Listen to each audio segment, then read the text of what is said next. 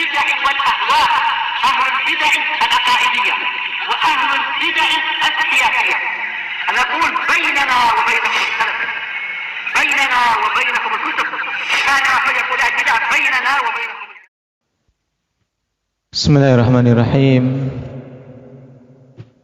الحمد لله حمدا كثيرا طيبا مباركا فيه كما يحب ربنا ويرضاه. أشهد أن لا إله إلا الله وحده لا شريك له، وأشهد أن محمدا عبده ورسوله صلى الله عليه وعلى آله وأصحابه ومن تبعهم بإحسان إلى يوم الدين. أما بعد.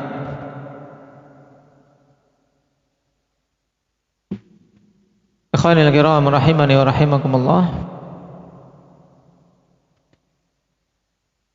Alhamdulillah, kita selesai dari pembahasan seputar wudu dan tayamum, dan telah kita ketahui bagaimana yang sunnah dalam kedua taharah tersebut dan bagaimana kekeliruan-kekeliruan yang banyak terjadi padanya. Sekarang kita masuk pada pembahasan inti dari kitab ini, yaitu berkaitan dengan salat. Akhta'ul musallin, kekeliruan-kekeliruan orang yang salat di dalam salatnya. Diawali pembahasan ini dengan permasalahan as-sutrah. Sutrah, ikhwani fillah, yaitu sesuatu yang diletakkan oleh orang yang salat di depannya untuk menghalangi adanya orang yang melewati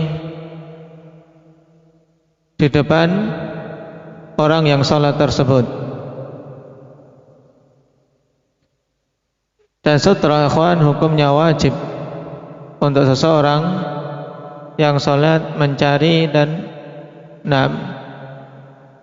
menjadikan sesuatu sebagai sutrahnya, baik itu berupa tembok atau benda yang penting memiliki ketinggian yang memenuhi syarat sutrah. Makanya dikatakan di sini as-sunnah fi sutrah an takuna syakhisan. Yang sunnah di dalam sutrah itu hendaknya sutrah ini syakhisan, yaitu memiliki bentuk yang bisa dilihat, tidak berupa bayangan atau tidak sekedar garis,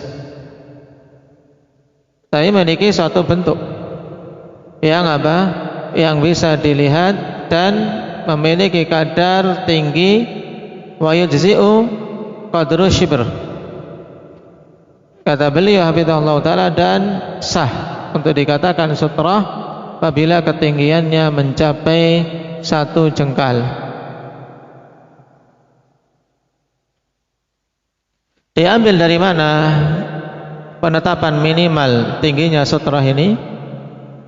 Fa fi sahih Muslim an Abi Dzar radhiyallahu anhu marfu'an, idza qama ahadukum yusalli fa innahu yasturuhu idza kana baina yadayhi mithlu akhiratir rahl, fa idza lam yakun baina yadayhi mithlu akhiratir rahl fa innahu yaqta'u salatahu al-himaru wal mar'atu wal kalbul aswad.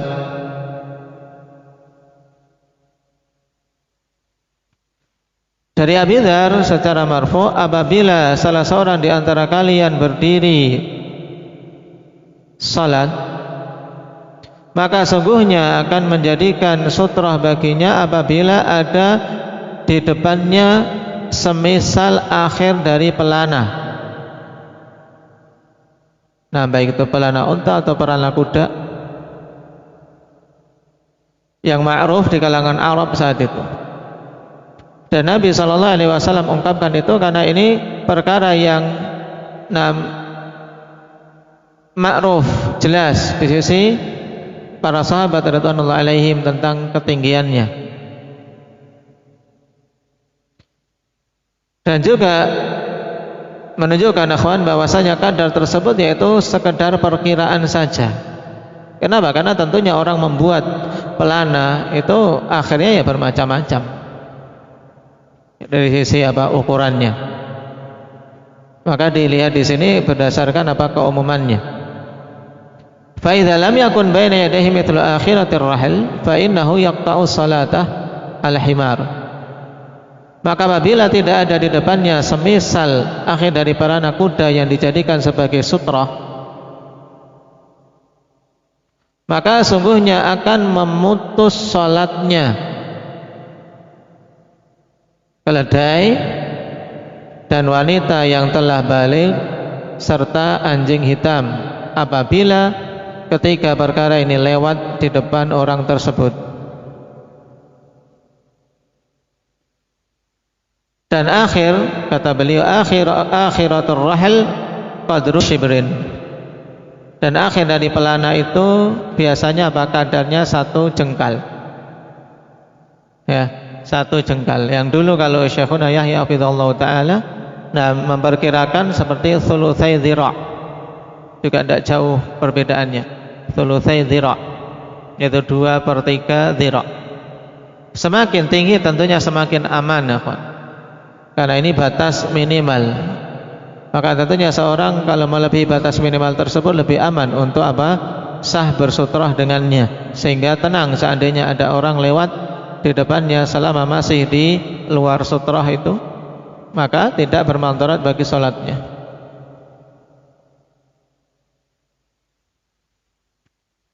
Dan dalam hadits ini juga Rasulullah SAW sebutkan 3 hal yang bisa membatalkan sholat seseorang apabila lewat di depannya ketika sedang sholat.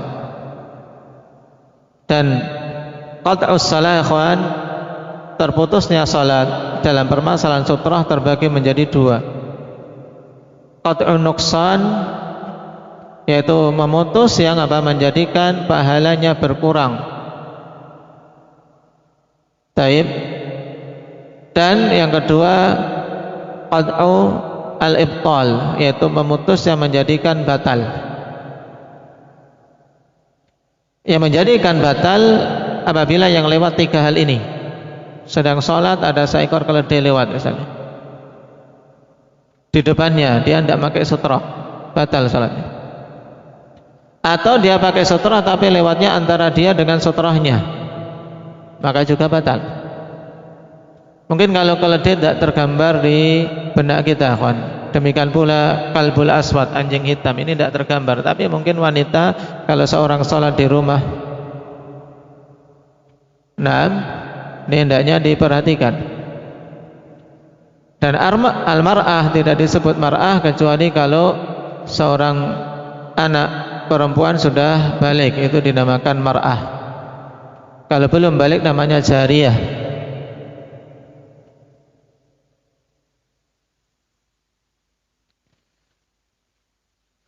Ini yang membatalkan. Adapun selain 3 ini, apabila lewat di depan orang yang sholat, maka sifatnya mengurangi kesempurnaan. Seperti misalnya seorang lelaki lewat di depan lelaki yang lain yang sedang sholat.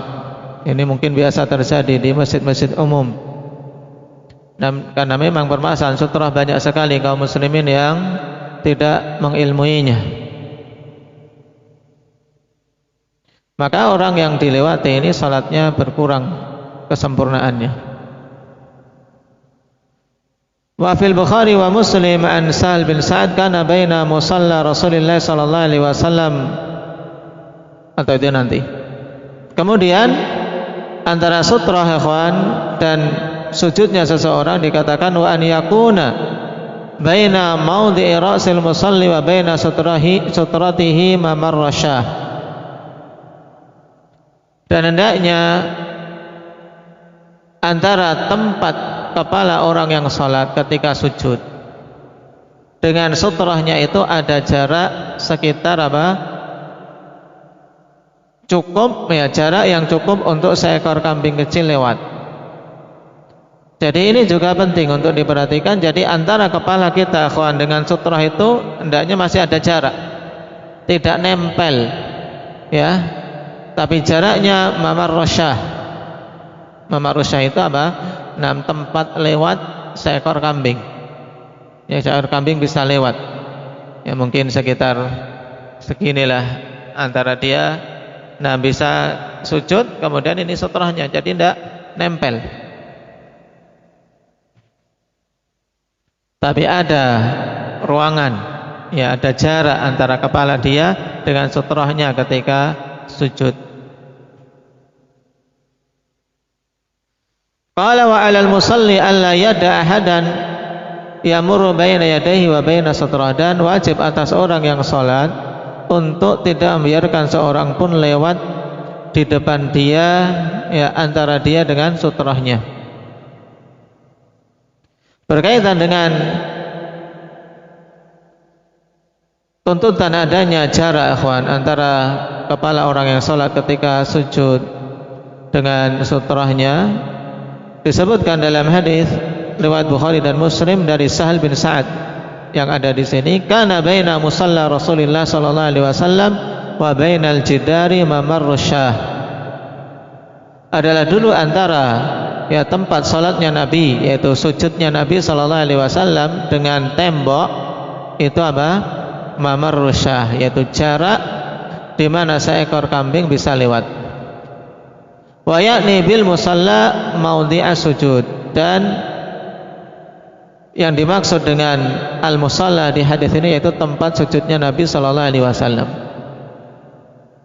Wa fi anna sunnata qurbul musalla min qurbul musalli min sutratihi. Pada hadis ini menunjukkan bahwasanya sunnah adalah dekatnya orang yang salat dari sutrahnya. Ya, tidak jauh, kawan. Karena ketika sujud cuma ada jarak sekitar satu kambing kecil bisa lewat.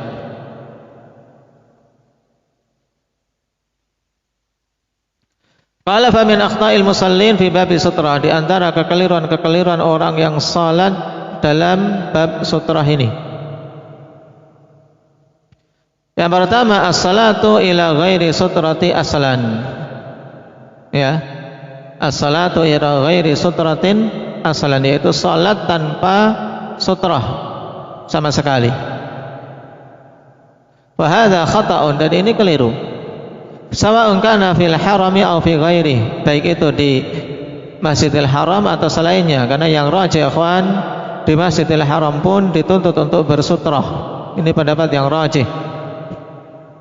Lianna sutrata ma'murun biha li kulli shalah, dikarenakan sutrah diperintahkan pada setiap salat untuk seorang mengambilnya.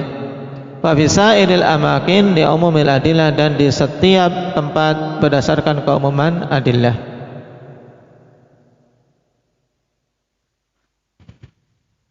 Jadi hendaknya bersutrah, walaupun di Masjidil Haram juga berupaya agar tidak ada yang lewat antara dia dengan sutrahnya.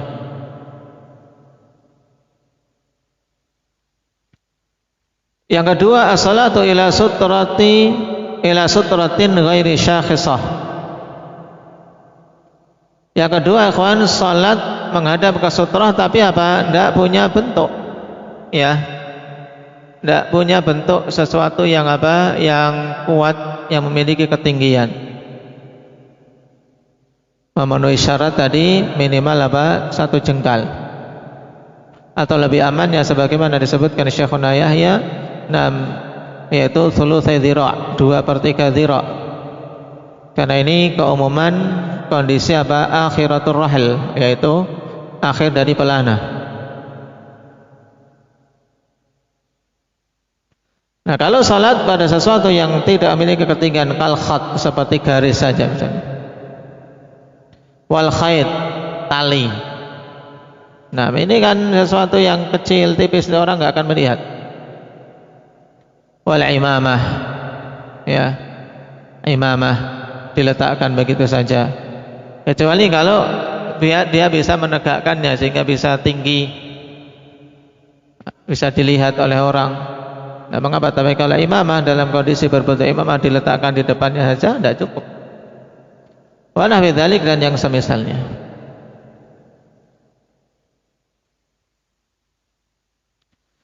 Yang ketiga, ad-dunu minas sutrah jiddan hatta yulsika ra'sahu biha 'inda sujud.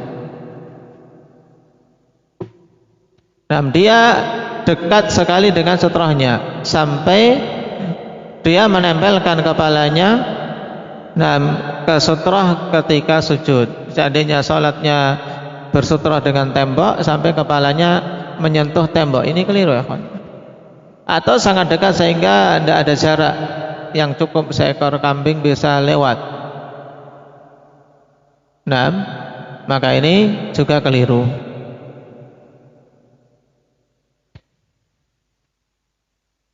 Yang keempat, al-bu'du 'ani sutrati muba'adatan syadidah, yaitu menjauh dari sutrahnya dengan apa? Dengan kejauhan yang parah. Yaitu dia misalnya dari sutrah jarak 1 meter. Ini jauh. Ini keliru juga. Karena Nabi SAW merintahkan apa? Untuk mendekat. Kemudian yang kelima, ihmalul musalli lil marin bainahu wa baina sutrah la siyama fil haramil makki, yaitu pengesampingan seorang yang sholat dalam mensikapi orang yang lewat di depannya antara dia dengan sutrah, tidak mau menolaknya, tidak mau mencegahnya, tapi dibiarkan saja. Terlebih lagi di Masjidil Haram, Al-Haram Al-Makki. Tapi tetap diperintahkan untuk apa? Kita menolaknya sebisa mungkin, sebagaimana disebutkan dalam beberapa hadis yang ada dalam catatan kaki nomor 3. Hadits Abi Sa'id Al-Khudri muttafaqun alaih, idza shalla ahadukum ila syai'in yasturuhu minan nas fa arada ahadun an yajtaza baina yadayhi falyadfa'hu fa in aba falyuqatilhu fa innama huwa syaitan. Apabila salah seorang di antara kalian salat menghadap ke sesuatu sebagai sutrahnya untuk menghalangi dari manusia, kemudian kok ada orang yang ingin lewat antara dia dengan sutrahnya tadi, maka cegahlah. Jika dia enggan, maka apa? Falyuqatilhu. Nanti akan diterangkan makna falyuqatilhu. Fa innama huwa syaitan, karena sungguhnya bersama dia itu syaitan. Taib. Atau fa innama huwa syaitan, ya hanyalah dia itu melakukan perbuatan syaitan, bukan orang itu berubah menjadi syaitan. Atau maksudnya awil murad syaitan minal ins, atau dia apa? Masuk kategori syaitan dari kalangan manusia. Wa fi riwayatil Ismaili fa inna ma'ahu syaitan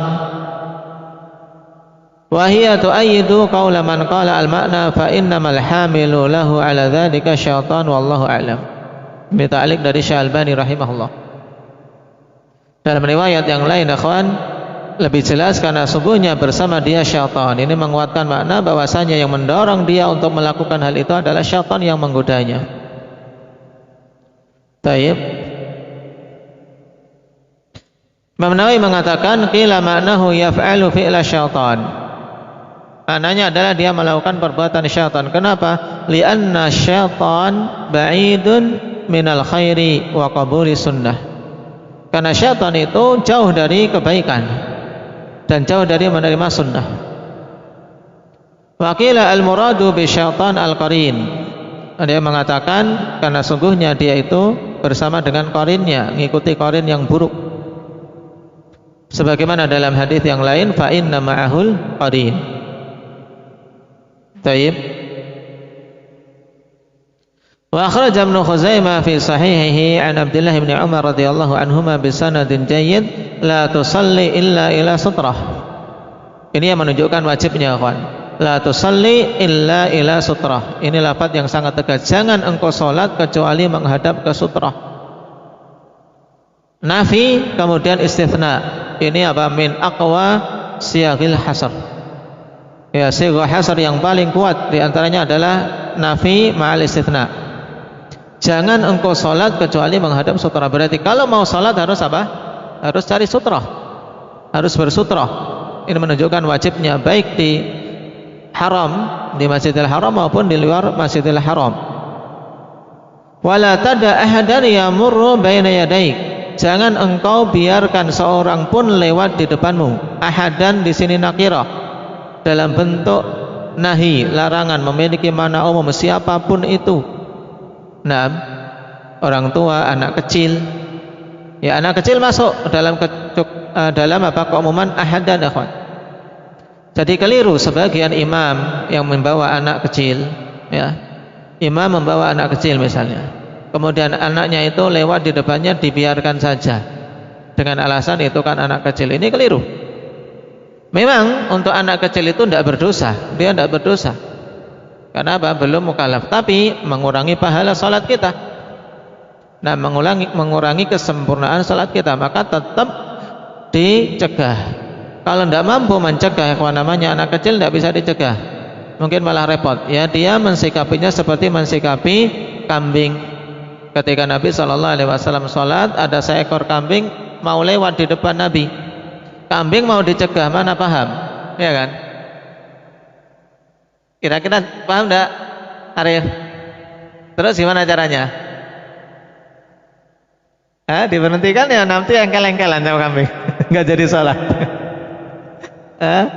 Jadi orangnya yang maju, yang berakal yang ngalah. Ya, maka apa? Nabi mencontohkan ketika ada seekor kambing mau lewat, beliau yang maju. Nah, maju sehingga apa? Hampir-hampir beliau nempel ke tembok. Untuk apa? Mensikapi agar kambingnya lewatnya lewat belakang, nggak lewat depannya. Ya. Nah, kalau mau nyegah kambing tidak ada di sholat nanti. Nah, tayyib. Demikian pula anak kecil. Kalau anak kecil kok tidak paham, maka dia hendaknya mendekat ke sutrahnya sehingga dia apa? Lewat dari belakangnya. Nah, ini penting.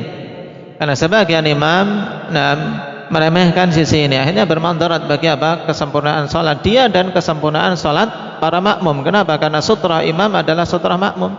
Kalau antara dia dengan sutrahnya dilewati sesuatu, akhwan, maka pengurangan kesempurnaan juga berakibat bagi para makmum. Dan seandainya yang lewat itu wanita misalnya, atau ada himar lewat di depannya, taruhlah demikian. Nah, maka batal salatnya imam dan batal salatnya makmum secara keseluruhan.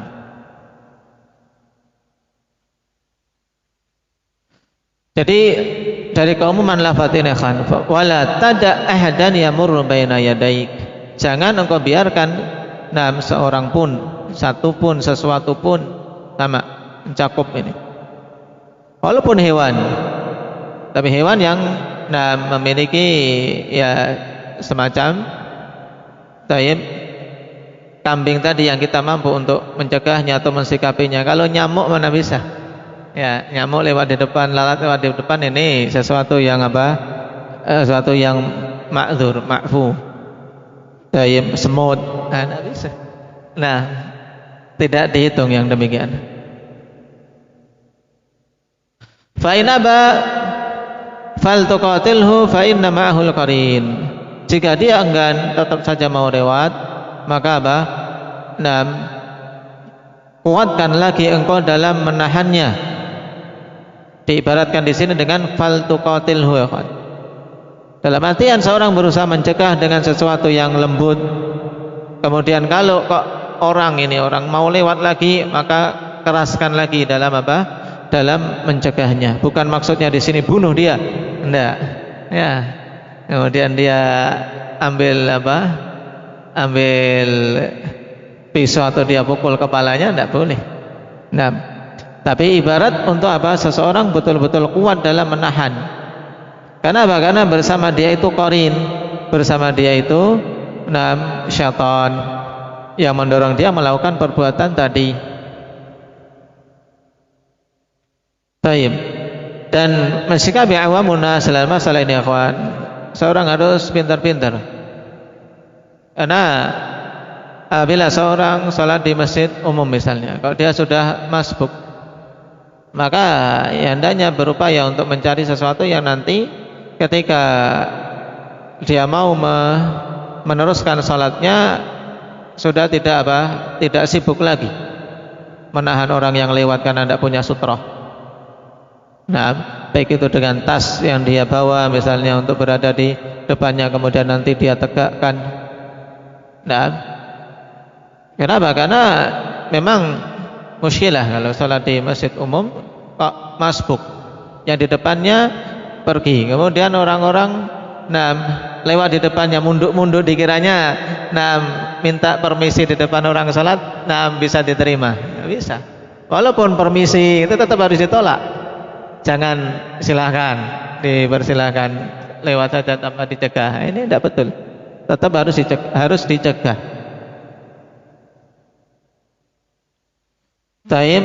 Kemudian yang keenam di antara kekeliruan dalam masalah ini at-tadawudu asy-syadidu bainal musallin la siyama fi shaffil awal mimma yudhibul khusyu'. Nah, di antara kekeliruan di sini yaitu berdesak-desakan yang parah di antara orang yang salat, terkhusus pada shaf awal yang menghilangkan kekhusyuan. Ini yang keenam kayaknya keluar dari permasalahan sutrah, yaitu berkaitan dengan masalah shaf. Ya, yang keenam ini kekeliruan dalam masalah bersaf, yaitu berdesakan terlalu sangat. Ya tentu. Memang kita diperintahkan untuk rapat, tapi kalau sampai desak-desakannya terlalu rapat, maka menghilangkan kekhusyuan. Yang ada cuma jengkel, ya. Gerak satunya jengkel. Karena terlalu sempit. Terlalu sempit. Ini di shaf awal biasanya. Dulu kalau di Dhamma terkadang ya memang karena pada semangat sering ditanbih ini, rebutan shaf awal. Ya, rebutan shaf awal. Terkadang ya syaitan masuk dari sisi itu, karena memang syaitan masuk dari berbagai macam cara, mereka yang semangat dalam beribadah ya ditimbulkan untuk untuk akhirnya bersengketa padanya, rebutan tapi tidak sportif atau tanpa mengindahkan adab-adab yang lain, sehingga malah yang terjadi keburukan, hati yang saling membenci dan seterusnya. Tapi yang keenam ini tidak ada kaitannya dengan sutrah.